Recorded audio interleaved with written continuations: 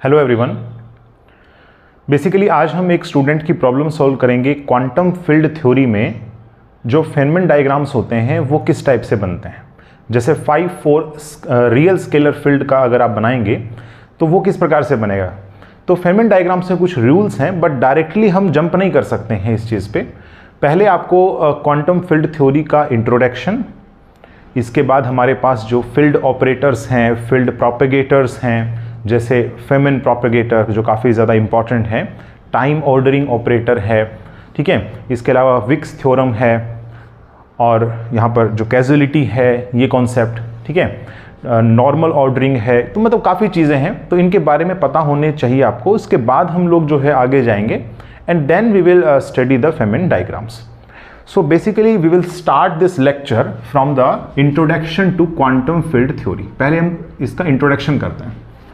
देखो, quantum field theory जो है ना, ये हमारे पास एक ऐसा समझ लीजिए यूनिफिकेशन है क्वांटम मैकेनिक्स एंड जो हमारे पास रिलेटिविटी है उसका, है ना। क्वांटम मैकेनिक्स है, रिलेटिविटी है, उसका यूनिफिकेशन है। और क्वांटम फील्ड थ्योरी में जो बेसिक अजम्पशन है वो क्या है कि जो यूनिवर्स है ना वो फील्ड से मिल करके बना है। मतलब द बेसिक बिल्डिंग, अगर हम कहें बेसिक बिल्डिंग ब्लॉक इस यूनिवर्स का, तो वो हमारे पास क्या है, फील्ड्स है। ऐसे आप जैसे स्ट्रिंग थ्योरी स्टडी करते हैं तो स्ट्रिंग थ्योरी में कहा जाता है कि हमारे पास जो यूनिवर्स है उसका बेसिक बिल्डिंग ब्लॉक क्या है हमारे पास, it was the vibrating strings. वो वाइब्रेटिंग स्ट्रिंग्स हैं। इन द सिमिलर वे यहाँ पर भी जैसे स्टीवन वेनबर्ग की अगर हम बात करें तो उन्होंने ये कहा है कि जो यूनिवर्स का बेसिक इंग्रेडिएंट है वो हमारे पास फील्ड्स ही है। और ये जो फील्ड हैं इनका जब हमारे पास वाइब्रेशंस होता है तो उस टाइम पर पार्टिकल्स जनरेट होते हैं, और ये पार्टिकल्स एनर्जी और मोमेंटम कैरी करते हैं। और अगर इनके पास एक्स्ट्रा मोमेंटम और एनर्जी है तो फिर ये अनदर फील्ड्स के साथ इंटरेक्ट करेंगे और दूसरे जो पार्टिकल्स हैं उनको वहां पर वो प्रोड्यूस करेंगे, ठीक है। तो फील्ड काफ़ी टाइप्स की हो सकती हैं। जैसे हमारे पास हिग्स फील्ड है जो हिग्स बोसोन हमें प्रोवाइड करेंगे, फोटोन फील्ड है जो फोटोन्स प्रोवाइड करेंगे, ग्लून फील्ड है जो ग्लून्स प्रोवाइड करेंगे, इलेक्ट्रॉन फील्ड है जो इलेक्ट्रॉन पॉजिट्रॉन जो है ये हमें प्रोवाइड करेंगे, है ना। तो हमारे पास बहुत सारे फील्ड्स हो सकते हैं। एंड दीज जो फील्ड्स हमारे पास हैं दीज आर स्केलर फील्ड्स, क्योंकि हम लोग जो डील करना चाहते हैं ना वो स्केलर फील्ड है। बिकॉज हिग्स जो फील्ड है ना वो हमारे पास एक टाइप का स्केलर फील्ड है। और हिग्स फील्ड का हम जो है आज के टाइम पे जैसे ज़्यादा से ज़्यादा डिस्कवरी इसी पर चल रही है, ओके, जिसमें मास भी जो है पता लगा जा चुका है using the large hadron collider concept. वहाँ पर हमारे पास 140 लगभग गीगा इलेक्ट्रॉन वोल्ट जो है इसका मास आता है, ठीक है, पर सी स्क्वायर। तो अभी यहाँ पर जो है QFT क्या है, it is the unification, it is the unification of quantum mechanics and relativity, ठीक है।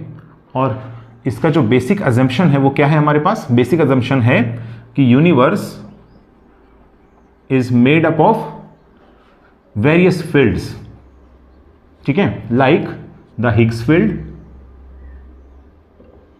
इसके अलावा हमारे पास फोटोन फील्ड, इलेक्ट्रॉन फील्ड, ऐसे बहुत सारे हमारे पास में हो सकते हैं, ओके, एटसेट्रा। तो बेसिक मतलब जो हिडन मिस्ट्रीज है ना, हिडन सिमेट्रीज हैं, उनके बारे में पता लगाना इसका काम है, ठीक है। और जो इसके बारे में अगर पता चल जाता है फील्ड्स के बारे में, तो पार्टिकल्स के बारे में पता चलेगा, उनके बिहेवियर के बारे में पता चलेगा, और हमें जो फोर्सेज हैं उनके बारे में पता चलता है। जैसे इलेक्ट्रोमैग्नेटिक फोर्स है, वीक फोर्स है, स्ट्रॉन्ग फोर्स है ना, तो इनका नेचर भी हमारे पास में क्वांटम फील्ड थ्योरी से मिलता है। तो ये इसका बेसिक अजम्पशन है। और जो पार्टिकल्स हैं, ये तो फील्ड्स की बात चली, पार्टिकल्स क्या है हमारे पास, पार्टिकल्स वो हैं जो फील्ड से जनरेट होते हैं, फील्ड से हमारे पास जनरेट होते हैं, और ये मोमेंटम और एनर्जी को कैरी करते हैं। जब इनको फील्ड्स को एनर्जी और या मोमेंटम इनको मिलता है, एनर्जी मिलता है इनको, तो ये वाइब्रेट करते हैं, और वाइब्रेट करने से पार्टिकल्स जनरेट होते हैं। फिर ये पार्टिकल्स जो है फर्दर इंटरेक्ट करते हैं, और फर्दर इंटरेक्शन जब होगी दूसरे फील्ड्स के साथ में, तो हमारे पास में अनदर पार्टिकल्स जनरेट होते हैं, ठीक है। वैसे खुद के साथ भी सेल्फ इंटरेक्शन हो सकता है, तो फिर वही पार्टिकल्स हमारे पास जनरेट होते रहते हैं। तो बेसिकली जब आप इसमें लैग्रेंजियन डिफाइन करेंगे ना, लैग्रेंजियन डेंसिटी, तो देखो एक लैग्रेंजियन डेंसिटी होता है half del mu phi and del mu phi. Basically ये तो काइनेटिक एनर्जी टर्म है, माइनस में potential energy term, and that was half mu square and then lambda, sorry phi, ठीक है ना, फाइव स्क्वायर। ये हमारे पास जो लैग्रेंजियन मैंने डिफाइन किया है, ये है नॉन इंटरेक्टिंग फील्ड के लिए। नॉन इंटरेक्टिंग फील्ड यानी कि वो इंटरेक्ट नहीं कर रही है, तब हमारे पास है।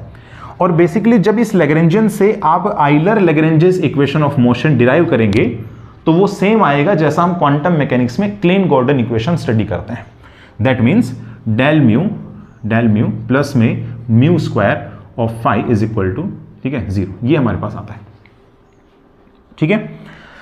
लेकिन अगर ये इंटरेक्ट कर रही हैं फील्ड्स आपस में, तो फिर इसके लिए आपको एक सेल्फ इंटरेक्शन टर्म डिफाइन करना पड़ेगा। ये काइनेटिक एनर्जी टर्म, इसको हम कह सकते हैं ये मास टर्म है, ठीक है, of that scalar particle, and minus sign के साथ 1/4, ठीक है, and then we have 5 to the power 4 and then lambda. ये जो टर्म है इसको बोलते हैं self interaction term of that field, okay. और ये जो लैम्डा है इसको कहा जाता है coupling constant. This is called coupling constant, ठीक है। बेसिकली ये स्ट्रेंथ के बारे में बता रहा है कि जो इंटरेक्शन हो रहा है ना फील्ड्स के बीच में, उसकी कितनी स्ट्रेंथ है। जितना लैम्डा का वैल्यू ज्यादा होगा उतनी ज्यादा हमारे पास इंटरेक्शन भी होगी, ओके। तो अभी बेसिकली जो है ना, यहां पर आप देख सकते हैं कि लैग्रेंजियन में जो पोटेंशियल एनर्जी है वो सिमेट्रिक है अबाउट दिस फाई, ठीक है। इसको इसी प्रकार से चूज किया गया। सिमेट्रिसिटी जो है अगर हमारे पास है तो वो उसका बेनिफिट हमें मिलता है, क्योंकि नॉर्थर्स थ्योरम जो इसके अंदर आती है वो ये कहती है कि हर एक जो हमारे पास सिमेट्री होती है उसके करस्पॉन्डिंग एक कंजर्वेशन लॉ आपको जरूर देखने को मिलता है, ठीक है। जैसे हमारे पास रोटेशनल सिमेट्री है तो आपको कंजर्वेशन ऑफ एंगुलर मोमेंटम देखने को मिलेगा। अगर ट्रांसलेशन सिमेट्री है, कंजर्वेशन ऑफ आपको लीनियर मोमेंटम देखने को मिलेगा, ठीक है। तो इस प्रकार से हमारे पास symmetries and corresponding conservation laws, okay. तो यहां पर भी आप लोग जो है डिराइव कर सकते हैं, जैसे करंट इंटेंसिटी है वो भी यहां पर मिलता है हमको, ठीक है। सो बेसिकली अब जो है हम नेक्स्ट हम बात करेंगे कि ये सिमेट्री किस कंडीशन पर ब्रेक हो सकती है। जो सिमेट्री यहां पर है, ठीक है, वो सिमेट्री कब किस टाइम पर ब्रेक हो सकती है, इसके बारे में हम लोग बात करते हैं, ठीक है।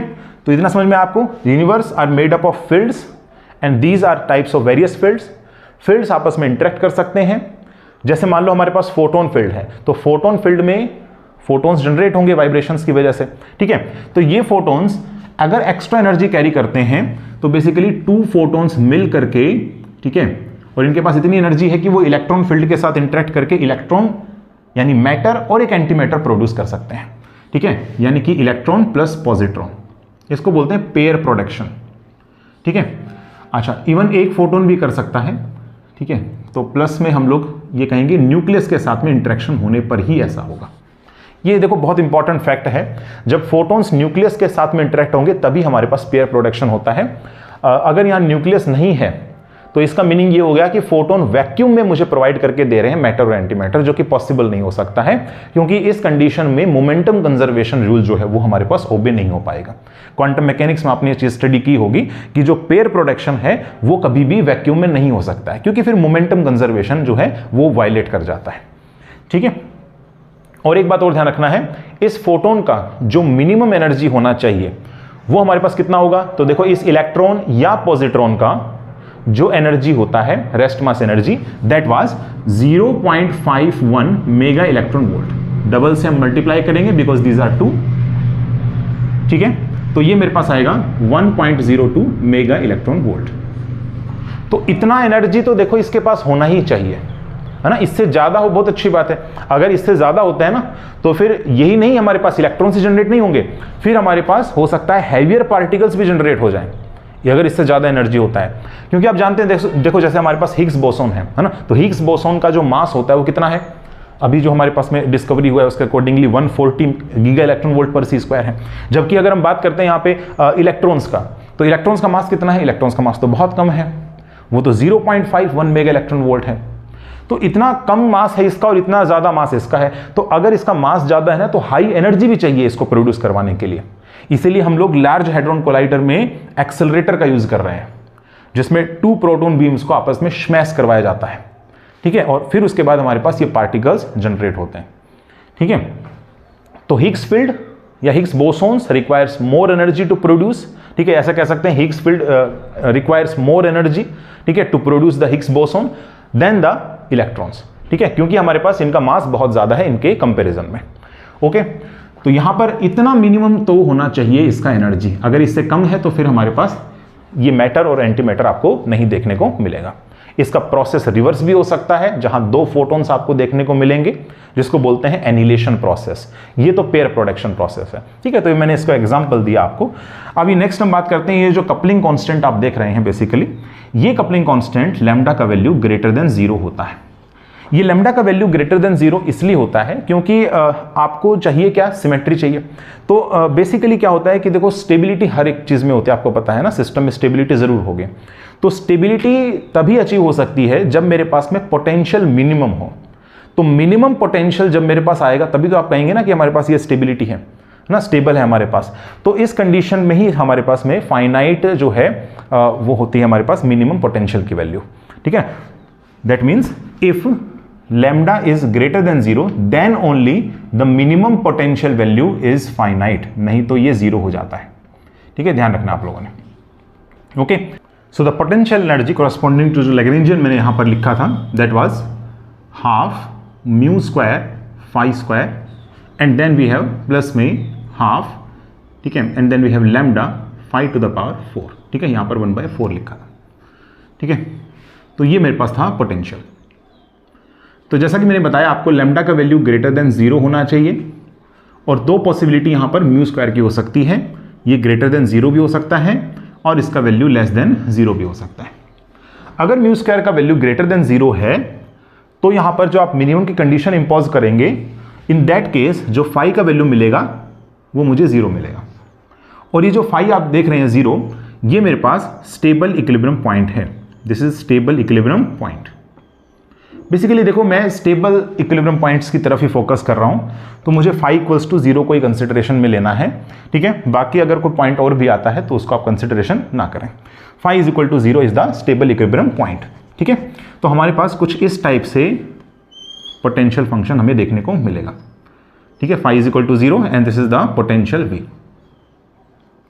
लेकिन जिस टाइम पर हमारे पास म्यू स्क्वायर का वैल्यू लेस देन 0 होगा, इन दैट केस हमारे पास जो फाई का वैल्यूज मिलेंगी 0, ठीक है, एंड प्लस माइनस हमें मिलेंगे यहां से रूट, ठीक है, प्लस माइनस v, जहां पर जो v का वैल्यू है this is actually under root में माइनस का म्यू स्क्वायर बाय लैम्डा, ये आपको देखने को मिलेगा।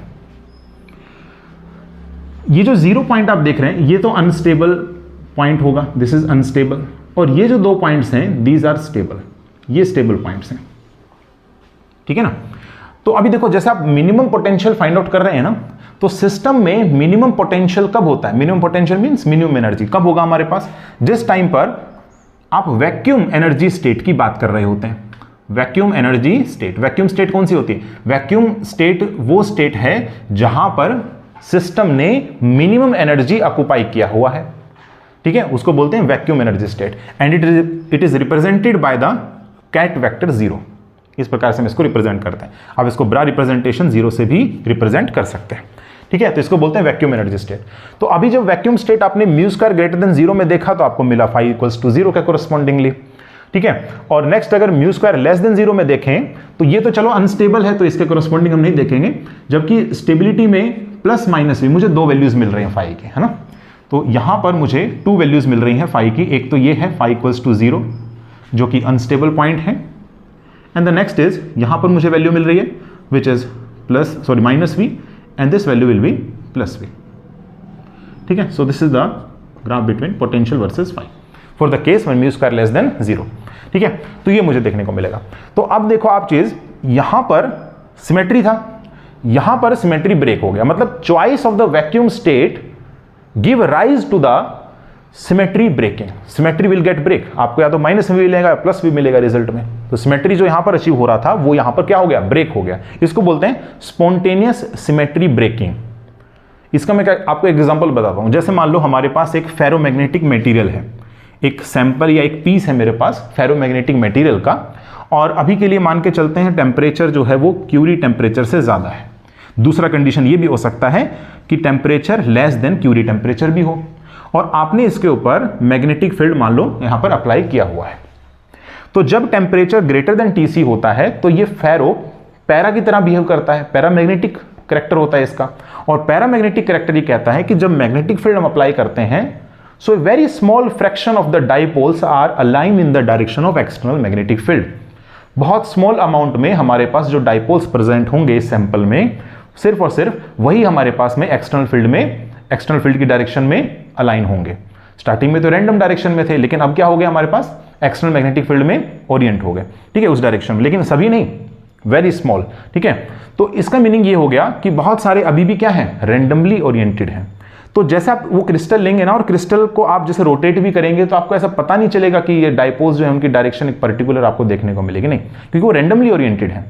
मीनिंग कहने का ये है कि जब टेम्परेचर क्यूरी टेम्परेचर से ज्यादा है तो इस मेटीरियल में एक रोटेशनल सिमेट्री है, नहीं, रोटेशन के अबाउट आपको सिमेट्री देखने को मिल रहा है ना। The material looks like the same because all the particles जो है, लगभग पार्टिकल्स जो भी हैं, लगभग डाइपोल्स जो हैं, वो हमारे पास क्या है, रैंडमली ओरिएंटेड है। लेकिन जब T लेस देन TC होगा और आप मैग्नेटिक फील्ड अप्लाई कर रहे हैं, तो बेसिकली जितने भी सभी डाइपोल्स हैं वो सारे direction of external magnetic field में क्या हो जाएंगे, हमारे पास अलाइन हो जाएंगे। तो ऐसे केस में रोटेशनल सिमेट्री आपको अचीव नहीं हो पाएगी, यानी अब क्या हो गया, सिमेट्री का ब्रेक हो गया। तो इसी को एक एग्जांपल के थ्रू हम लोगों ने समझा कैसे फेरोमैग्नेटिक मटेरियल में जो है स्पॉन्टेनियस सिमेट्री ब्रेकिंग हमारे पास होता है, ठीक है। तो ये आपने थोड़ा सा ध्यान रखना है। नेक्स्ट जो है पॉइंट, वो हम लोग बात करेंगे अब फील्ड ऑपरेटर्स के बारे में, ठीक है। ये थोड़ा इंट्रोडक्शन था, अब नेक्स्ट बात करेंगे फील्ड ऑपरेटर्स क्या होते हैं। Field operators, so field operators are denoted by psi of x and psi dagger of x। तो इसका वैल्यू हमारे पास होता है proportional to AP and e to the power plus iota px, और इसका जो वैल्यू है this is directly proportional to AP dagger and e to the power minus iota px। Basically field operators क्या होते हैं, फील्ड ऑपरेटर्स इस type के ऑपरेटर्स हैं जो हमें बताते हैं कि किसी पर्टिकुलर लोकेशन पर पार्टिकल क्रिएट हो रहा है या एनिलेट हो रहा है, इसके बारे में बताता है। जैसे यहां पर एक पर्टिकुलर लोकेशन x पर पार्टिकल एनिलेट हो रहा है, इसलिए हमने a से रिप्रेजेंट किया। ए डैगर मींस यहां पर हमारे पास क्रिएट हो रहा है particle at a particular location x, ठीक है। So field operators are the operators that describes the creation and annihilation of the particles at a particular location, ठीक है। तो अब कंबाइनली अगर हम लिखें, ठीक है, कंबाइनली अगर हम देखें यहाँ पे फील्ड ऑपरेटर, तो हमारे पास आएगा, ठीक है, phi of x is equal to, ठीक है, कंबाइनली हम यहाँ लिख रहे हैं, तो phi of x is equal to हमारे पास हो जाएगा d क्यूब p, ठीक है, डिवाइडेड बाय 2 पाई की पावर 3/2 एंड अंडर रूट में 2EP, ठीक है, and then AP e to the power plus iota px and plus AP dagger e to the power minus iota px। ये मेरे पास आता है, ये कुछ कांस्टेंट फैक्टर, नॉर्मलाइजेशन फैक्टर है, ठीक है, और 3 डायमेंशंस में हम लोग डील कर रहे हैं, ओके। और यहाँ पर जो EP आप देख रहे हैं, this is the total energy of that particle जो क्रिएट या एनिलेट हो रहा है, ठीक है। सो ये EP हमारे पास किसको रिप्रेजेंट कर रहा है, EP represents the total energy of the particle which is represented as P naught by C। और ये जो P नोड है ना, देखो जैसे हमारे पास होता है 4 मोमेंटम वेक्टर, है ना, 4 मोमेंटम वेक्टर, ये वैसा ही है जैसे हम लोग 4 पोजिशन स्पेस पढ़ते हैं ना, ठीक है, x, y, z and ct, ये हमारे पास होता है। इन द सिमिलर वे जब हम 4 मोमेंटम वेक्टर की बात करते हैं that is represented bye p mu, तो इसका वैल्यू हमारे पास होगा, ठीक है ना, इसका वैल्यू हमारे पास होगा p0 and then we have p1, p2 and p3। These are denotes the momentum along the x direction, y direction and the z direction, ठीक है, और ये टाइम के इक्विवेलेंट हमारे पास आया है, okay. So this is the total energy represented by P note by C। हालांकि इस पूरी कैलकुलेशन में हम लोग जो C का वैल्यू है वो 1 लेकर के चल रहे हैं, this is an assumption, okay. तो हमारे पास ये इस प्रकार से आप डिफाइन कर सकते हैं, okay. So the value of P mu is given as EP and then we have P vector. आप इसको P वेक्टर भी कह सकते हैं, along x axis, y axis, z axis जो रिप्रेजेंट कर रहे हैं, इसको P वेक्टर से भी रिप्रेजेंट कर सकते हैं। देखो अगर हम इसका स्क्वायर लेंगे, ठीक है, एक बहुत इंपॉर्टेंट रिजल्ट आता है कि जो 4 मोमेंटम है उसका अगर आप स्क्वायर लेते हैं तो आपके पास क्या आएगा, अगर इसका स्क्वायर ले लिया जाए and P mu is equal to, ठीक है ना, EP स्क्वायर एंड माइनस में P स्क्वायर, ये मेरे पास आएगा, ठीक है ना। और ये जो रिजल्ट है ये हमारे पास होगा m नोड स्क्वायर के इक्वल। मतलब ऐसा समझ लीजिए कि जो स्क्वायर होता है 4 मोमेंटम वेक्टर का, that is always equal to square of the rest mass के इक्वल, ठीक है ना। तो ये जो इक्वेशन है इसको आप थोड़ा रीअरेंज करेंगे ना, तो EP का वैल्यू हो जाएगा प्लस में root of and then we have P square plus में m नोड स्क्वायर, ठीक है, only and only positive values यहाँ पर वैलिडेट रहेंगी, नेगेटिव वैल्यूज हम लोग यहाँ पर कंसिडर करके नहीं चलेंगे। ठीक है, नेगेटिव एनर्जी सॉल्यूशंस हम लोग यहाँ पर नहीं लेकर के चलते हैं। ठीक है, तो जो हमारे पास पार्टिकल्स इस कंडीशन को सेटिस्फाई करते हैं उनको कहा जाता है on shell particles. On shell particles, ध्यान रखेंगे फील्ड थ्योरी में ऑन शेल पार्टिकल्स कौन से होते हैं, जो इस कंडीशन को सेटिस्फाई करेंगे। ठीक है ना, मतलब इक्वल्स टू कितना आ जाए, एम नोट स्क्वायर के इक्वल। ठीक है, E square minus P square. और ये जो ऑन शेल पार्टिकल्स होते हैं दीज आर एक्चुअली रियल, ये रियल होते हैं। ठीक है, एक हमारे पास होते हैं वर्चुअल, यानी कि जो इस कंडीशन को सेटिस्फाई नहीं करेगा वो हमारे पास वर्चुअल होंगे। और वर्चुअल पार्टिकल का मीनिंग ये होता है कि वो पार्टिकल्स जो अपनी जो एनर्जी, उनके पास कोई एनर्जी तो है नहीं, तो वो क्या करते हैं, एनर्जी को बोरो कर लेते हैं टाइम के साथ। ठीक है ना, तो टाइम के साथ वो अपनी एनर्जी बोरो करते हैं और फिर उसके बाद में रिलीज कर देते हैं। ठीक है, एक्चुअल में क्या होता है, जो एनर्जी बोरो होता है वो कहां से होगा, वो वैक्यूम से होता है। ठीक है ना, वैक्यूम स्टेट में एनर्जी कुछ ना कुछ फाइनाइट होती है। ठीक है, जीरो नहीं होता है। देखो वैक्यूम का मतलब ऐसा मत समझिए आप कि यहां पर वैक्यूम प्रेजेंट है तो यहाँ एनर्जी जीरो है, नहीं, एनर्जी प्रेजेंट है। बिकॉज वैक्यूम में बहुत सारे मॉलिक्यूल्स हैं, एयर्स हैं ना, तो बहुत सारी चीजें यहाँ पर वाइब्रेशन कर रही हैं। तो क्योंकि वाइब्रेशंस कर रही है मतलब ऑस्किलेटर की तरह बिहेव करेंगी। सो क्वांटम ऑस्किलेटर में हम लोग स्टडी करते हैं कि जो सबसे मिनिमम एनर्जी होती है ऑस्किलेटर की, that was half h cut omega. So कुछ ना कुछ आपको यहाँ पर मिनिमम एनर्जी देखने को मिलता है। तो vacuum state has some energy, और ये एक एनर्जी नहीं है, बहुत सारे ऑस्किलेटर्स हैं तो उन सब की एनर्जी है यहाँ पे। ठीक है ना, तो ये वैक्यूम स्टेट है। तो वैक्यूम स्टेट में भी फ्लक्चुएशंस होती हैं। Okay, so vacuum state has fluctuations, इनको बोलते हैं वैक्यूम फ्लक्चुएशंस। ठीक है, तो इस बात को आपने ध्यान रखना है। ठीक है, वो वर्चुअल होंगे जो इस कंडीशन को सेटिस्फाई नहीं करेंगे, और इनको बोलेंगे ऑन शेल पार्टिकल्स, जो कि हमारे पास क्या रहते हैं, रियल होते हैं। ठीक है, these are the real particles. तो ये बात आपने थोड़ा सा ध्यान रखना है। ये था फील्ड ऑपरेटर्स के बारे में। बेसिकली मुझे आपको ये फॉर्मूला बताना था। ठीक है, ये ज्यादा इंपॉर्टेंट है आप लोगों के लिए, स्टार्टिंग यहीं से होता है फील्ड ऑपरेटर। ठीक है, फिर इसके बाद आता है हमारे पास में फील्ड प्रोपेगेटर। ठीक है, फील्ड प्रोपेगेटर्स क्या होते हैं, ठीक है, फील्ड प्रोपेगेटर्स क्या होते हैं, ये एक ऐसे टाइप के फंक्शन है जो हमें बताते हैं प्रोबेबिलिटी एम्पलीट्यूड के बारे में ऑफ ए पार्टिकल जो स्पेस के अंदर मूव कर रहा हो। ठीक है, so we say that field propagators means when the particle propagate in a space, तो आपको प्रोबेबिलिटी एम्पलीट्यूड के लिए एक फंक्शन को डिफाइन करना पड़ेगा। ठीक है, सो ए फंक्शन दैट डिस्क्राइब्स, ठीक है, दैट डिस्क्राइब्स द प्रोबेबिलिटी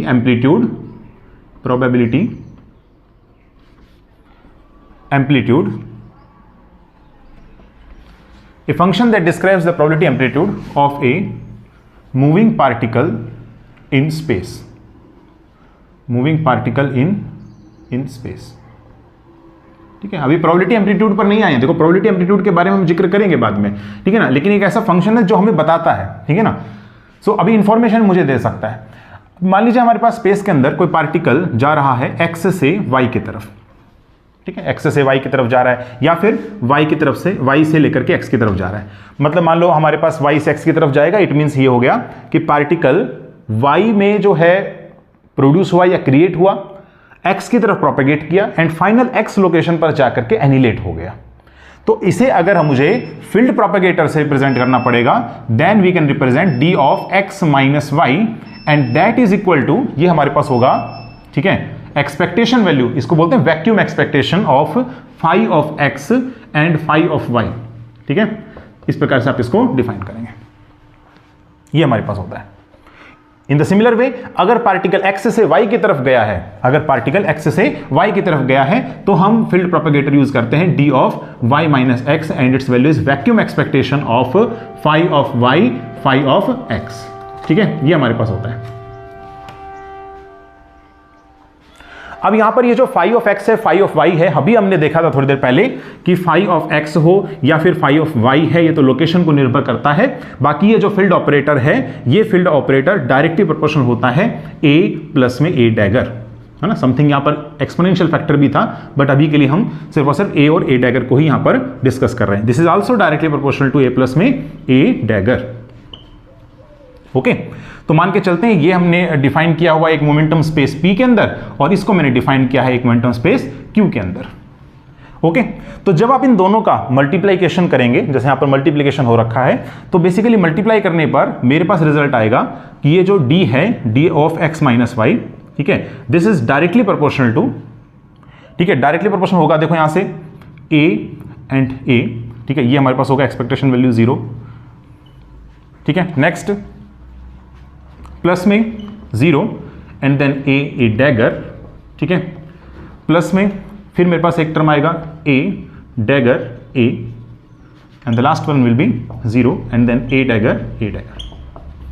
लेकिन क्या ये सभी टर्म्स सर्वाइव होंगी? नहीं, इनमें से 3 टर्म्स तो 0 हो रही हैं। कैसे? देखो, अगर हम लोग A जो है ऑपरेटर, जो कि हमारे पास एनिलेशन ऑपरेटर है, इसको आप वैक्यूम स्टेट पर आप ऑपरेट कर रहे हैं तो बेसिकली आपको 0 मिल जाएगा, क्योंकि आपको पता है कि वैक्यूम स्टेट पर जब ऑपरेट किया जाता है ग्राउंड स्टेट को या वैक्यूम स्टेट को, तो आपको रिजल्ट 0 मिलता है, क्योंकि इसका काम है एक से कम कर देना, एक स्टेट कम कर देना, तो ग्राउंड स्टेट से नीचे तो आप जा ही नहीं सकते हैं, ठीक है। तो ये रिजल्ट 0 मिलेगा एंड ऑल्सो आपको यहां पर ये रिजल्ट भी 0 देखने को मिल रहा है। इवन हम A डैगर 2 बार अप्लाई करेंगे वैक्यूम स्टेट के ऊपर तो ये 1 से 2 बार इंक्रीज करेगा, और यहां पर जब आप इनर प्रोडक्ट लेंगे इसका तो वो हमारे पास 0 हो जाएगा, ठीक है। तो ये रिजल्ट भी कितना आ रहा है? 0।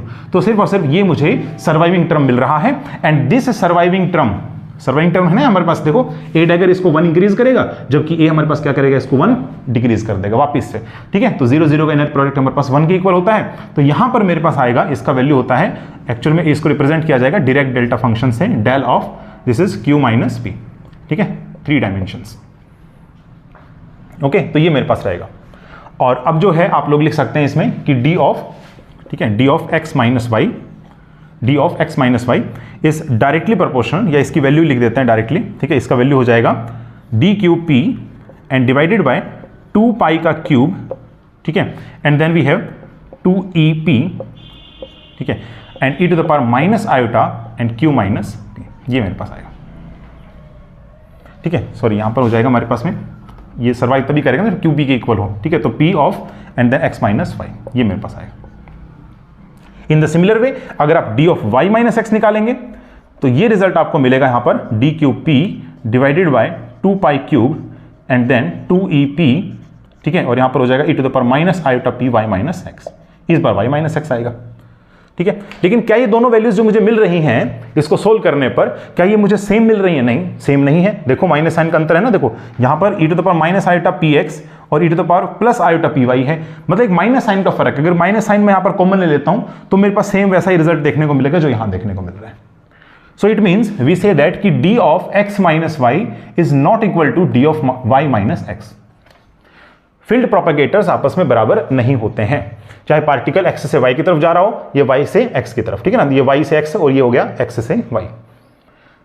ओके, तो ये आपने थोड़ा सा ध्यान रखना है इस प्रॉपर्टी को। अच्छा, अगर आप डिफरेंस लेंगे इन दोनों के बीच में तो 0 नहीं आएगा, मतलब हम ऐसा कह रहे हैं कि अगर आप इन दोनों के बीच डिफरेंस लेंगे, है ना, so if you take the difference, let us call कि हम लोग यहां पर इंक्लूड कर रहे हैं d of x minus y and minus d of y minus x, तो आपके सामने क्या आएगा? द रिजल्ट वुड बी, वहां से आप देखें इसकी डेफिनेशन से, ठीक है, तो 0 of 5x 5y and minus में 5 of y and 5 of x, ठीक है, ये मेरे पास आएगा। और ये जो चीज है ना 5 of x 5 of y minus 5 of y 5 of x, ये रिप्रेजेंट कर रहा है मेरे पास में कम्यूटेटर ब्रैकेट को, commutator bracket 5 of x and 5 of y का, ये कम्यूटेटर ब्रैकेट को ये डिफाइन कर रहा है। और ये वैल्यू हमारे पास 0 हो सकती है एक कंडीशन पर, है ना, ये वैल्यू हमारे पास 0 हो जाएगी एक कंडीशन पर, अगर ये दोनों आपस में क्या कर जाएं? कम्यूट कर जाएं, ठीक है। अगर ये दोनों आपस में क्या कर जाएंगे? कम्यूट, तो हमारे पास रिजल्ट ही 0 आ जाएगा। और रिजल्ट अगर 0 आ गया इस कंडीशन पे ये दोनों आपस में बराबर हो सकते हैं, ठीक है। और कम्यूट कब करेंगे ये दोनों? क्या कम्यूट करने का भी कोई कंडीशन है? बिल्कुल है condition.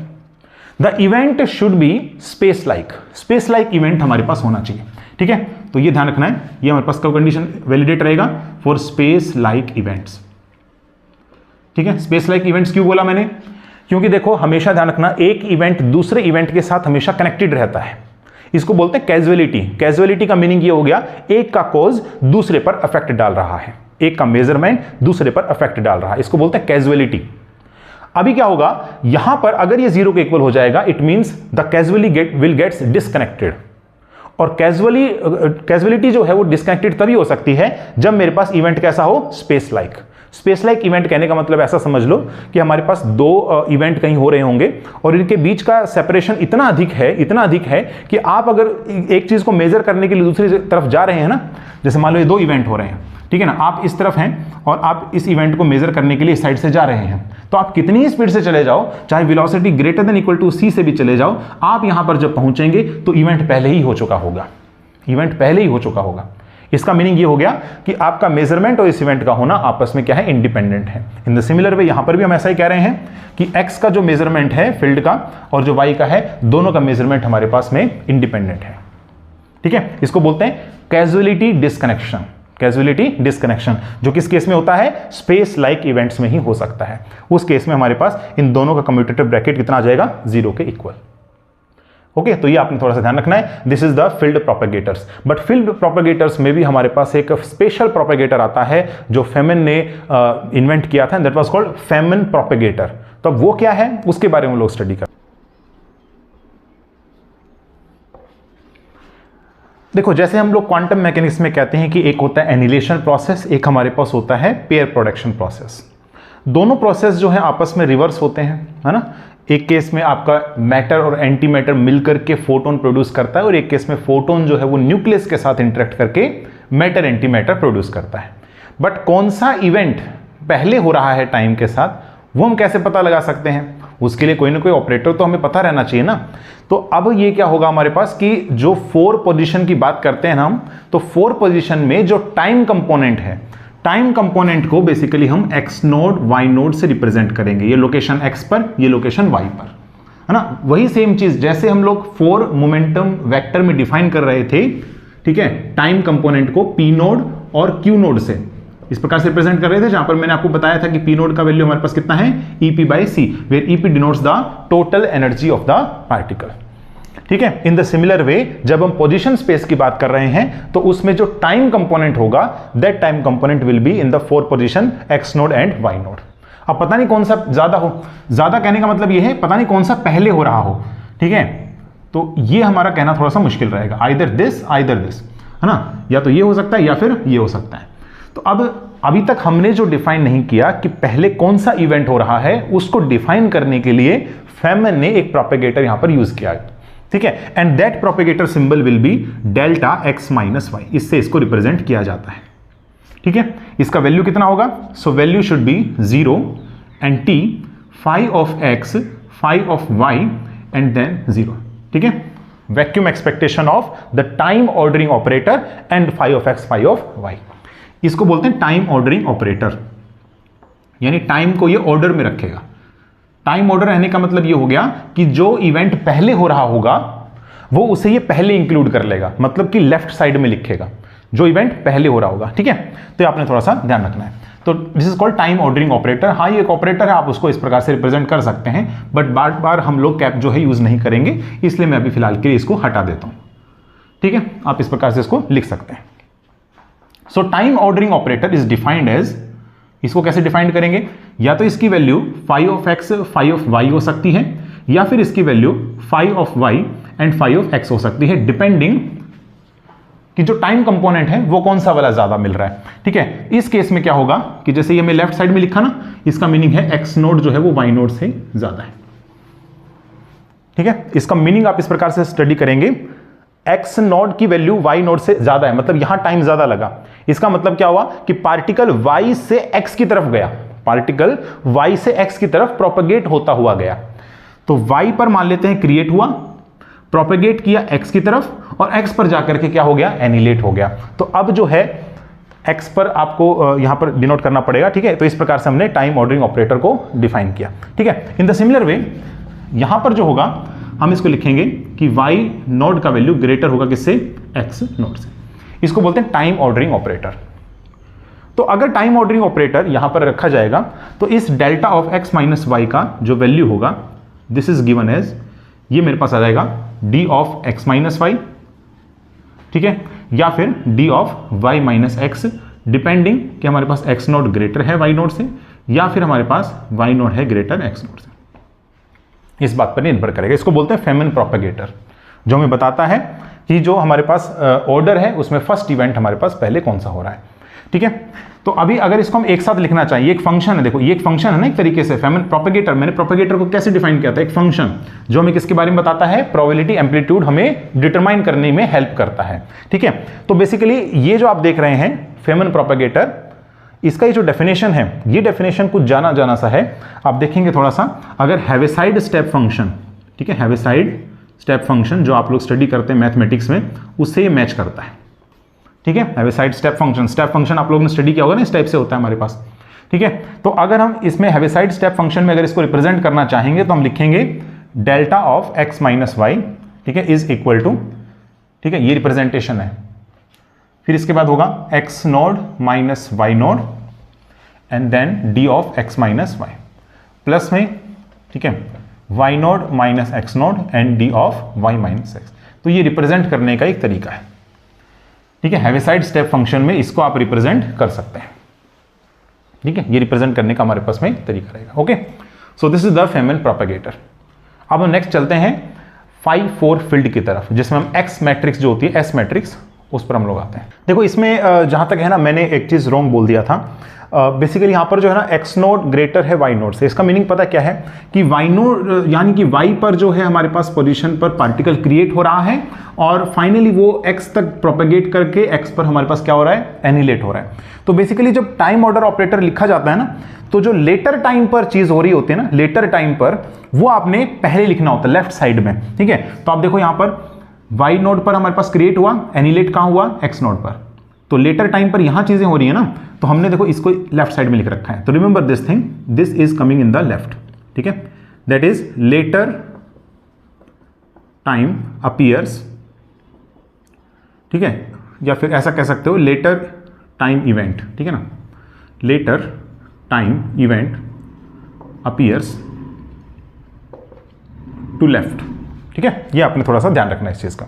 In the similar way हमारे पास यहां पर भी एक ग्रेटर है, तो यहां पर लिखा जाएगा। ठीक है, लेफ्ट साइड में। नेक्स्ट हम लोग डिफाइन करते हैं एस ऑपरेटर। ठीक है, एस ऑपरेटर, देखो यहां पे जो एस ऑपरेटर है, ठीक है ना, एस ऑपरेटर या स्कैटरिंग ऑपरेटर बोल सकते हैं इसको। तो बेसिकली ये हमारे पास क्या होता है, इट इज सम ऑफ, ठीक है, it is sum of ordered products of, ठीक है, it is sum of order products of field operators, field operators. ठीक है, ये हमारे पास सम होता है ऑर्डर्ड प्रोडक्ट्स का of field operators. Field operators mean जैसे कि हमारे पास ए डैगर है, ठीक है ना, ए डैगर है, ए है ना, इसके अलावा हमारे पास फील्ड ऑपरेटर्स जैसे फाई है, ठीक है, फाई स्टार है या फाई डैगर है ना, इस प्रकार से आप ये ऑपरेटर भी यूज कर सकते हैं, है ना। So this are all the field operators. तो अभी क्या होगा कि इनका जो ऑर्डर प्रोडक्ट होगा उनका सम जब ले लिया जाएगा तो हमारे पास क्या आता है, एस ऑपरेटर हमारे पास आएगा। एस ऑपरेटर का जो वैल्यू है, ठीक है, तो ये वैल्यू एक्चुअल में दिया जाता है डायसन एक्सपेंशन से। ठीक है, ये एक साइंटिस्ट का नाम है, तो उसके बिहाफ पे उन्होंने बताया था डायसन एक्सपेंशन ने। ठीक है, और एस ऑपरेटर अगर मुझे मिल जाता है तो बेसिकली मैं एक एस मैट्रिक्स फॉर्म कर सकता हूं और वहां से मुझे जो है क्या मिल सकता है, प्रोबेबिलिटी एम्पलीट्यूड मिल सकता है। तो प्रोबेबिलिटी एम्पलीट्यूड की कैलकुलेशन के लिए हम लोग जो है एस मैट्रिक्स का यूज करते हैं या एस ऑपरेटर का हम लोग यूज करते हैं। ठीक है, so this formula of this S is given by Dyson expansion. ठीक है, एस ऑपरेटर का, और इसका वैल्यू होता है टी। ठीक है, and then we have integration, ठीक है, e to the power minus iota in integration d की power 4z and this is the interaction Hamiltonian. Interaction Hamiltonian हम यहाँ लिखेंगे ना, इंट्रैक्शन तो हो रहा है इसके अंदर, तो हैमिल्टोनियन वही लिखना पड़ेगा आपको। जैसे अगर 5-4 फील्ड की बात करें तो 5-4 फील्ड में हमने इंट्रैक्शन हैमिल्टोनियन को डिस्क्राइब किया था 1/4 lambda and 5 to the power 4, इस प्रकार से हमने इसको डिफाइन किया था। ठीक है, तो यहां पे देखो ये जो टी है इसको आप टाइम ऑर्डरिंग ऑपरेटर मत बोल देना, ये टाइम ऑर्डरिंग ऑपरेटर नहीं है। ठीक है, ये एक्चुअल में एक ऑपरेटर ही नहीं है, दरअसल ये एक ऑपरेटर नहीं है, it is not an operator, it is not an operator. तो ये क्या चीज है, ये हमारे पास सिर्फ और सिर्फ एक इंस्ट्रक्शन है। इंस्ट्रक्शन क्या है कि इंस्ट्रक्शन में आपको सबसे पहले वो लिखना पड़ेगा जो पहले हो रहा है चीज। ठीक है ना, मतलब कि it is an instruction, it is not an operator, it is an instruction. ठीक है, ये हमारे पास एक इंस्ट्रक्शन है, ठीक है, to write the products, to write the products. But इसका ज़्यादा यूज़ भी नहीं आता है बेसिकली। ठीक है, हम लोग विक्स थ्योरम का जब यूज़ करते हैं तो इसके अकॉर्डिंगली क्या होता है, इसके अकॉर्डिंगली कहा जाएगा कि जब आप कैलकुलेशन करेंगे ना प्रोबेबिलिटी एम्पलीट्यूड का, which is defined as like this, okay, a, ठीक है, इज इक्वल टू, ठीक है, this is called the probability amplitude, ठीक है, ये हमारे पास होगा 0, ठीक है, या फिर यहाँ पर आप लोग एक अनदर मोमेंटम स्टेट की बात कर लीजिए Q, ठीक है, and then we have S and then P, ठीक है, तो ये मेरे पास आएगा, ओके, इस प्रकार से इसको डिफाइन किया जाएगा और इसका वैल्यू हमारे पास होता है 0 and then we have A, S and then we have A dagger and P, ठीक है ना। तो इस प्रकार से हम इसको डिफाइन करते हैं बेसिकली। तो आपने थोड़ा सा ध्यान रखना है यहाँ पे कि जो प्रोबेबिलिटी एम्पलीट्यूड है वो तो यहाँ से निकल जाएगा और ये एक इंस्ट्रक्शन है to write down the products, okay, और ये मेरे पास है डायसन एक्सपेंशन से एस ऑपरेटर का ये वैल्यू आता है और यहाँ पर ये जो है मैट्रिक्स फॉर्म हो रही है, मैट्रिक्स बनेगी ना, यहाँ पे क्यू और पी का डिफरेंट वैल्यूज लेंगे तो मैट्रिक्स बन जाएगी, तो उस मैट्रिक्स को बोलते हैं एस मैट्रिक्स, ठीक है ना। तो एस मैट्रिक्स को बोला जाएगा। और अब ये जो एच आई का वैल्यू है जब यहाँ पर आप रखेंगे ना, ठीक है, इसका वैल्यू जब आप यहाँ रखेंगे तो बेसिकली मेरे पास आ जाएगा, ठीक है। अच्छा, एक चीज और हम बता रहे थे, देखो विक्स थ्योरम के अकॉर्डिंगली, हाँ देखो विक्स थ्योरम के अकॉर्डिंगली ये जो टी ऑपरेटर है इसको बोलेंगे हम लोग, ठीक है, टाइम ऑर्डरिंग ऑपरेटर, मतलब टाइम ऑर्डरिंग ऑपरेटर इसको बोला जाएगा, टाइम ऑर्डरिंग, लेकिन ऑपरेटर तो है नहीं है, तो अगर ऑपरेटर नहीं है तो इसको बोला जाएगा टाइम ऑर्डरिंग प्रोडक्ट, इसको बोलेंगे टाइम ऑर्डर प्रोडक्ट। प्रोडक्ट किसका? Product of these field operators, product of these field operators, ठीक है। तो टाइम ऑर्डर में रखेगा ये, जैसे मैंने कहा ना, ऑर्डर प्रोडक्ट के अंदर रखना चाहेगा कौन? S operator. तो ऑर्डर्ड प्रोडक्ट भी दो तरह के हो सकते हैं, एक हो सकता है टाइम ऑर्डर्ड प्रोडक्ट जिसको हम टी से एक्सप्रेस करेंगे, और एक हमारे पास और होता है, इसको बोलते हैं नॉर्मल ऑर्डर्ड प्रोडक्ट, ठीक है, नॉर्मल, ठीक है ना, normal ordered product. Normal ordered product में क्या होता है, इसके अंदर जो क्रिएशन ऑपरेटर होता है, क्रिएशन ऑपरेटर, ठीक है, creation operator, it is always return, ठीक है, it is always return to the left of all the annihilation operators. जितने भी एनिलेशन ऑपरेटर्स हैं हमारे पास, जैसे मान लो ये है एनिलेशन ऑपरेटर और एक हमारे पास है क्रिएशन ऑपरेटर। तो अभी देखो ये हमारे पास ना नॉर्मल ऑर्डर नहीं है। अगर ये नॉर्मल ऑर्डर नहीं है, इसका नॉर्मल ऑर्डर आप कैसे निकालेंगे? रिप्रेजेंट करने का तरीका आप एन लगा करके आगे ऐसा भी कर सकते हैं, जैसे यहां पर मैंने टी लगा के आगे लिख रखा है, ठीक है।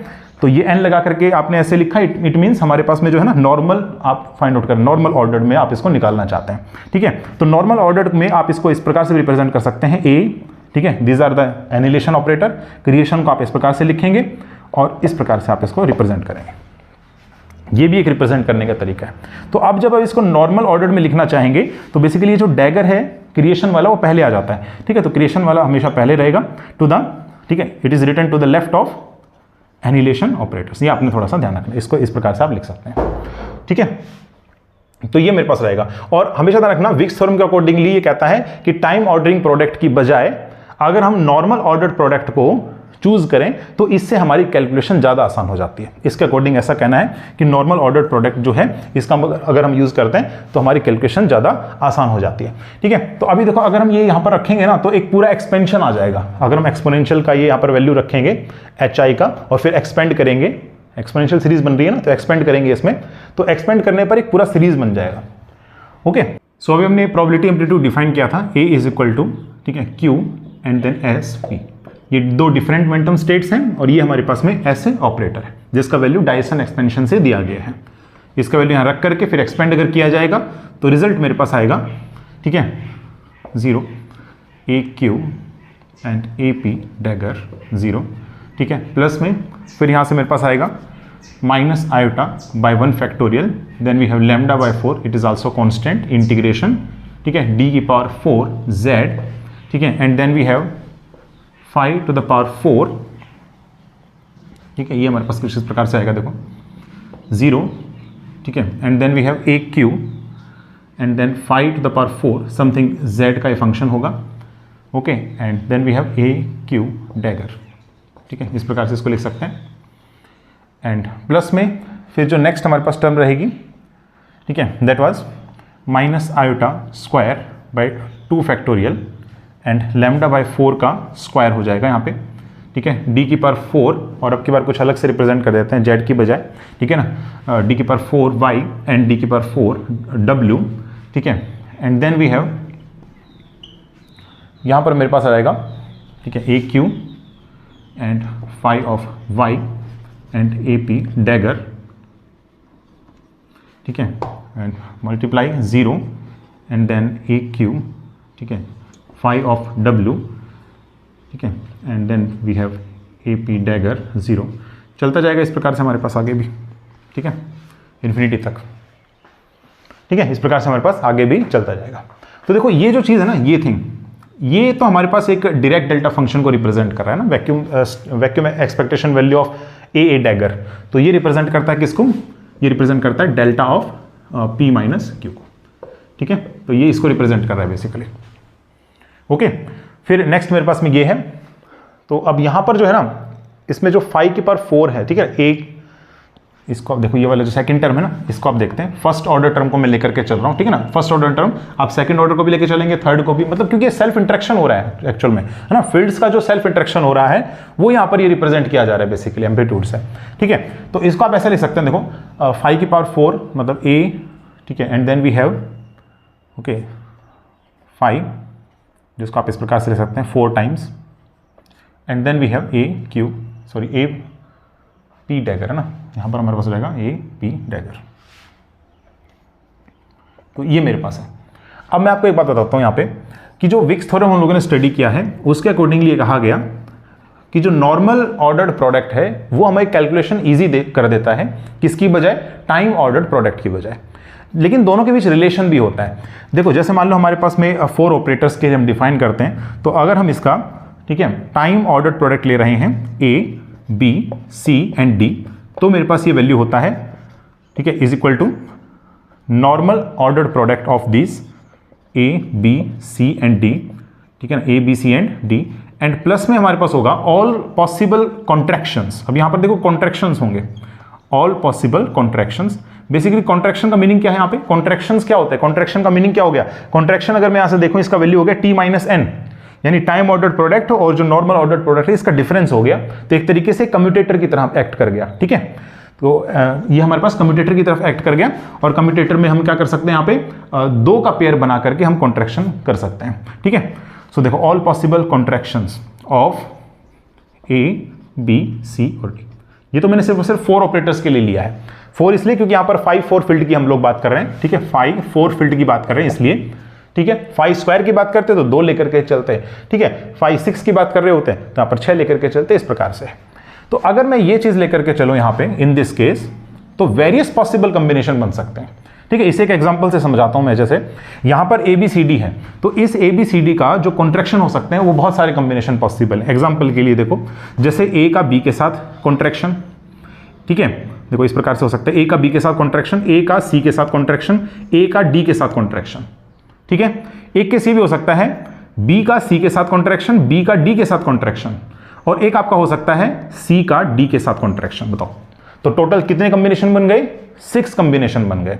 ये 6 कॉम्बिनेशन एक सिंगल कॉन्ट्रैक्शन के हैं। हो सकता है आप डबल कॉन्ट्रैक्शन कर दें, अगर डबल कॉन्ट्रैक्शन करते हैं, ठीक है, इस केस में जैसे मान लो आप डबल कॉन्ट्रैक्शन करते हैं, 2 टाइम्स कॉन्ट्रैक्शन एट 1 टाइम, है ना, मान लेते हैं आप 2 कॉन्ट्रैक्शन एक साथ कर रहे हैं एट 1 टाइम, तो आपके पास क्या आएगा, देखो यहां पर ए बी का कॉन्ट्रैक्शन और सी डी का कॉन्ट्रैक्शन, ये पहला कॉम्बिनेशन बना। दूसरा क्या हो सकता है, दूसरा हो सकता है हमारे पास में ए सी का कॉन्ट्रैक्शन एंड बी डी का कॉन्ट्रैक्शन, ये हो सकता है दूसरा कॉम्बिनेशन। तीसरा क्या बनेगा, तीसरा बनेगा ए डी का कॉन्ट्रैक्शन और बी सी का कॉन्ट्रैक्शन। कितने हो गए टोटल, 3 हो गए।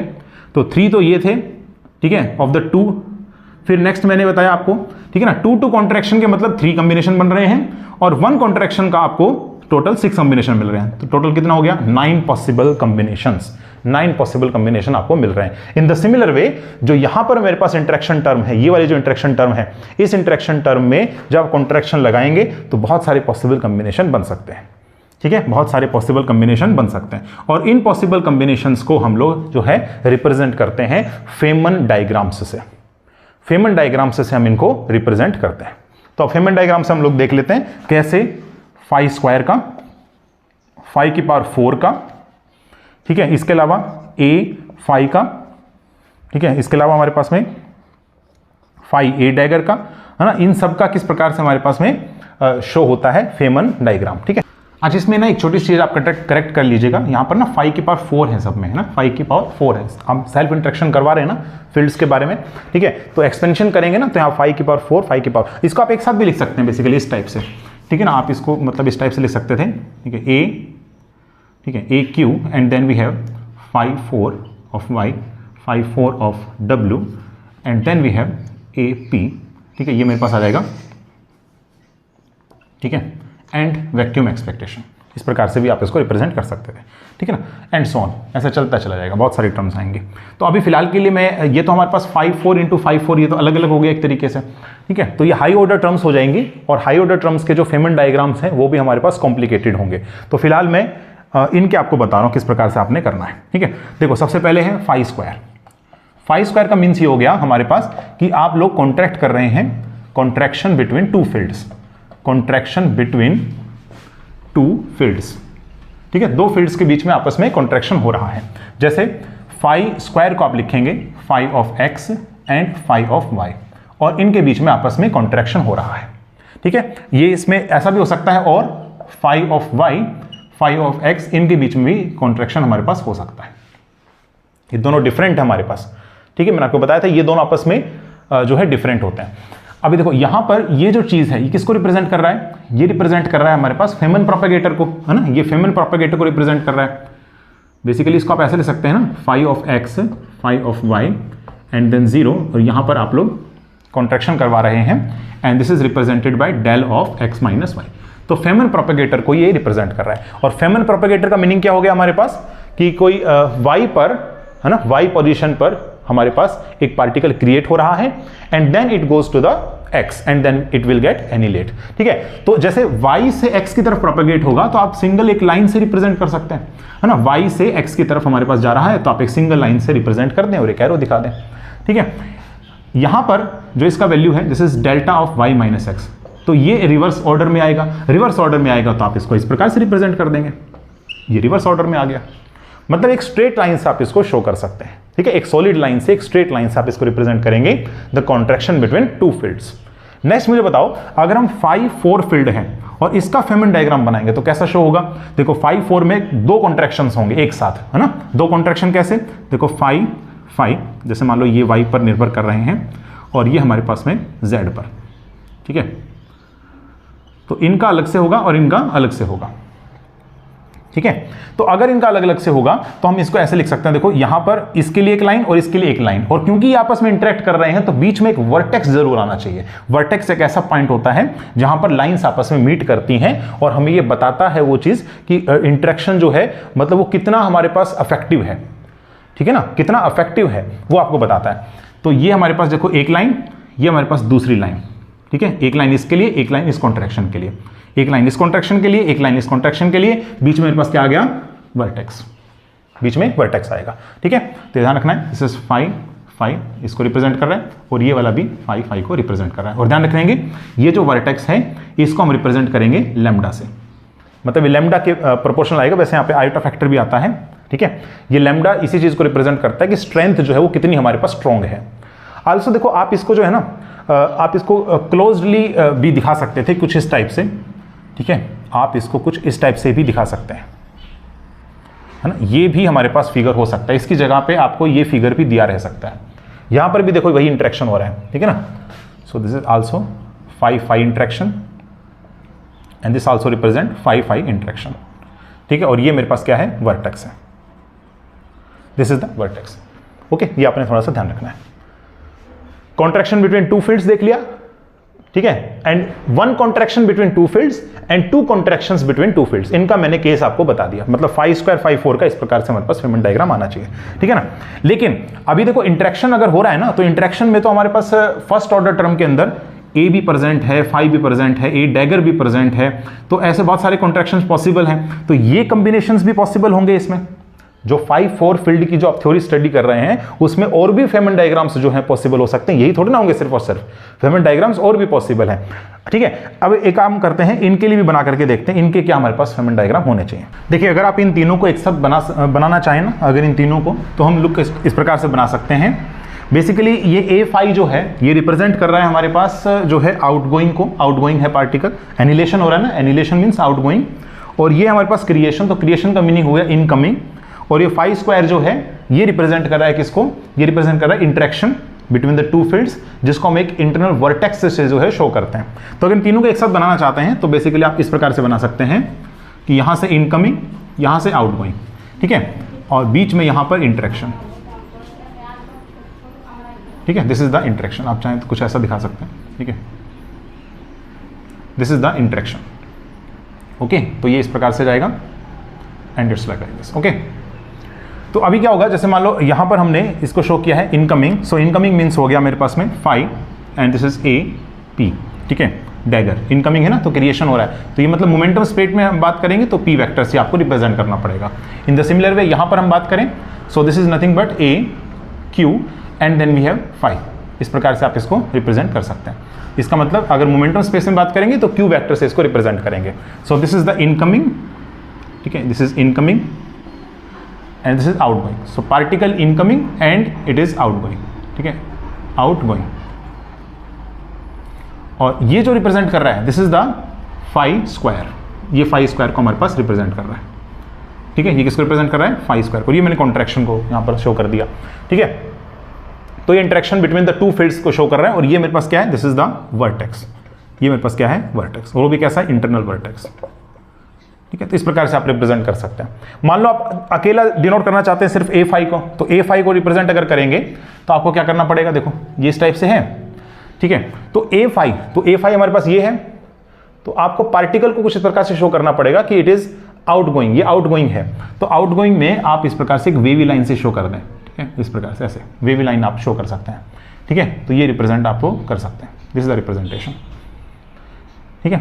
और क्योंकि ये हमारे पास आउटगोइंग है तो इस प्रकार से आप इसको एरो से भी दिखा सकते हैं। इनकमिंग है, मान लो फाई ए डैगर, इसको आप रिप्रेजेंट करना चाहते हो तो इसको रिप्रेजेंट करने का ये तरीका रहेगा कि क्योंकि ये हमारे पास इनकमिंग है तो यहाँ से इनकमिंग आप इसको दिखा दो और दिस इज इनकमिंग, ठीक है, ऐसा आप लोग यहाँ पर दिखा सकते हैं, ठीक है। सो ये मेरे पास कुछ रिप्रेजेंटेशंस थी। और अभी नेक्स्ट हमारे पास आता है कि देखो अगर मोमेंटम स्पेस में अगर हम बात करेंगे तो मोमेंटम स्पेस में हमेशा एक चीज़ तो बता दिया मैंने आपको कि जो फेमन प्रोपेगेटर उसको एक लाइन से शो करना होता है, ठीक है। जैसे हमारे पास del of x minus y है, तो आप इसको ऐसे रिप्रेजेंट करेंगे, एक्स वाई मतलब y से x की तरफ जा रहा है तो इधर की तरफ शो करेंगे एरो, ठीक है। तो इस चीज़ का आप ध्यान रखेंगे, ओके। तो ये रहेगा हमारे पास। देखो कई बुक्स में ना एरोज शो नहीं हो रखे, एरोज शो इसलिए नहीं हो रखे क्योंकि वहां पर जो है ना मैटर एंटी मैटर की बात नहीं चलती है, ओके। जब आप रियल स्केलर फील्ड की बात कर रहे होते हैं ना, रियल स्केलर फील्ड की, तो हमारे पास एंटी मैटर का कोई बात नहीं रहता है, फिर हम पार्टिकल की सिर्फ और सिर्फ बात करते हैं ना, मैटर की हम लोग बात करते हैं, ठीक है। तो एरोज उसमें जो है काम नहीं आता, एरोज आप शो नहीं कर सकते, बट कॉम्प्लेक्स स्केलर फील्ड में आप जो है एरोज शो कर सकते हैं, ठीक है। तो ये आपके पास रहेगा। और ठीक है, एक क्वेश्चन हम लोग करते हैं इससे बेस्ड। देखो ये हमारे पास क्वेश्चन है, draw the Feynman diagrams of these, okay. So इसका सॉल्यूशन हम लोग करते हैं। देखो जैसे हमारे पास फर्स्ट पार्ट है, ओके। सो फर्स्ट पार्ट में फाई और फाई इंटरेक्शन है, ठीक है, हमने कॉन्ट्रैक्शन किया हुआ है यहाँ पे, तो कॉन्ट्रैक्शन इसके बीच में हमारे पास एग्जिस्ट कर रहा है, और क्योंकि फाई स्क्वायर फील्ड है तो बेसिकली हमारे पास फाई और फाई का इंटरेक्शन होगा, मतलब एक वर्टेक्स हमारे पास शो जरूर होना चाहिए, ठीक है ना। तो वर्टेक्स का मीनिंग ये होता है कि फाई फील्ड्स जो आपस में क्या कर रही हैं, इंटरेक्ट कर रही हैं, ठीक है। तो अभी यहाँ पर क्या होगा, अगर इंटरेक्शन हो रहा है तो बेसिकली आप इसको शो करेंगे। जैसे मान लो अगर हमारे पास सिर्फ फाई फील्ड होता तो फाई फील्ड में तो आप सिंगल एक लाइन से रिप्रेजेंट कर सकते हैं, लेकिन अगर फाई स्क्वायर फील्ड आ गया है it means there is some interaction, और अगर इंटरेक्शन है तो एक इंटरनल वर्टेक्स आपको शो करना पड़ेगा। तो एक इंटरनल वर्टेक्स आपने यहां पर शो कर दिया like this, okay, this is the internal vertex, तो आपने शो कर दिया, this is the phi and phi, ठीक है, इसको रिप्रेजेंट कर रहा है। नेक्स्ट बात करते हैं हम लोग बी पार्ट। बी पार्ट में है, देखो ये हमारे पास है 5-4 फील्ड, तो 5-4 फील्ड में और भी डायग्राम्स बन सकते हैं, जैसे कि अभी हमने देखा कि जो हमारे पास डायसन एक्सपेंशन है वहां से टर्म्स आ रही थी, तो उनके अंदर हम लोग जो है बहुत सारे कॉम्बिनेशन बना सकते हैं, फर्स्ट ऑर्डर में भी, सेकंड ऑर्डर में भी, है ना, तो वेरियस कॉम्बिनेशन पॉसिबल हो सकते हैं। बट यहाँ पर हम देखते हैं तो इस केस में क्या होगा, इसके कोरस्पॉन्डिंग सिंगल लाइन होगा, ठीक है, इसके कोरस्पॉन्डिंग सिंगल लाइन होगा, और एक वर्टेक्स यहाँ पर हमारे पास शो हो सकता है, ठीक है। इसी को आप इस प्रकार से रिप्रेजेंट कर सकते हैं, अगर क्लोज्ड में आप शो करेंगे इस टाइप से, ठीक है। यहाँ पर 5 फील्ड आपस में इंटरेक्ट कर रही हैं, यहाँ पर 5, ठीक है, इन बीच में कॉन्ट्रैक्शन, इनके बीच में कॉन्ट्रैक्शन, अभी मैंने बनाया था, ठीक है। नेक्स्ट इसके बाद सी पार्ट। तो अब देखो सी पार्ट में अगर आप बनाना चाहेंगे तो एक बात मैं आपको बता देता हूं, हमेशा जो लैम्डा होता है ना, अगर आप ये देखते हैं, ठीक है, ये वाला जो टर्म है ना, माइनस आयोटा लैम्डा कह लो या फिर लैम्डा कह लो, तो ये हमारे पास एक कपलिंग कांस्टेंट है। तो कपलिंग कांस्टेंट का मीनिंग हो गया हमारे पास जो है इंटरेक्शन हो रहा है, और मैंने आपको बता रखा है जहां इंटरेक्शन होता है आप उसमें एक इंटरनल वर्टेक्स शो करते हैं। तो इस केस में एक इंटरनल वर्टेक्स यानी कि एक सर्कल तो देखने को मुझे मिलेगा। फिर नेक्स्ट बात है, ये मेरे पास एक फेमन प्रोपेगेटर है, ये मेरे पास एक फेमन प्रोपेगेटर है, और फेमन प्रोपेगेटर को हम एक सिंगल सॉलिड लाइन से रिप्रेजेंट करते हैं। ये फेमन प्रोपेगेटर बता रहा है कि x और x1 के बीच लाइन कनेक्ट होगी, और ये फेमिनिन प्रोपेगेटर कह रहा है x और x2 के बीच में लाइन कनेक्ट होगी। तो अगर मैं इन तीनों बातों का खास ध्यान रखूं तो सी पार्ट का आप लोग बना सकते हैं इस प्रकार से। सो इसका अगर आप फेमिनिन डायग्राम बनाएंगे तो ये कुछ इस प्रकार से दिखेगा कि x और x1 के बीच आपने लाइन ज्वाइन करनी है। सो x1 और x, फिर इसके बाद है x और x2 के बीच में, तो x और x2 के बीच में ये हमने लाइन ज्वाइन किया।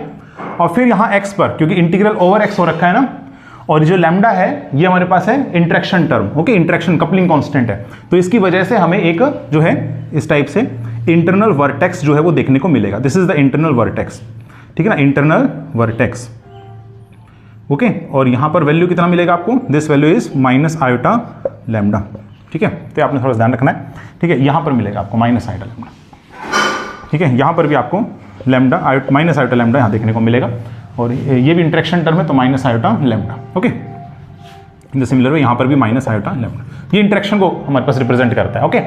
सो आपको अच्छे से समझ में आ गया होगा कैसे हमने फेमिनिन डायग्राम्स बनाने हैं, ओके। और जैसे मान लो हमने फर्स्ट ऑर्डर के लिए देखा है उस एक्सपेंशन में, ठीक है, डायसन एक्सपेंशन में, आगे अगर हमारे पास में इन टर्म्स का भी आप देखना चाहेंगे 5 to the power 4, 5 to the power 4, तो हमारे पास देखो जैसे इसका हमने बनाया तो ये इस शेप का है, ठीक है, इस शेप का है ना हमारे पास, it's look like this, okay.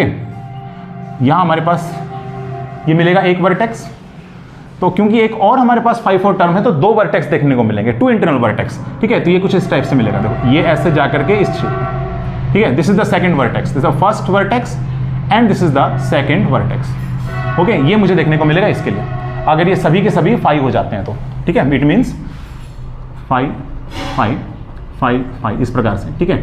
और टोटल कितने 8, ओके, टोटल कितने हैं 8, ठीक है, और इनके बीच में कॉन्ट्रैक्शन इस प्रकार से 1 2 3 एंड 4, ठीक है। सो ये इस प्रकार से मिलेगा। सो आज यहीं तक। अगर आपको आज का ये लेक्चर अच्छा लगा तो आप इसे लाइक कीजिए, कमेंट कीजिए, शेयर कीजिए और चैनल को सब्सक्राइब करना ना भूलें। मिलते हैं नेक्स्ट लेक्चर में। Thank you.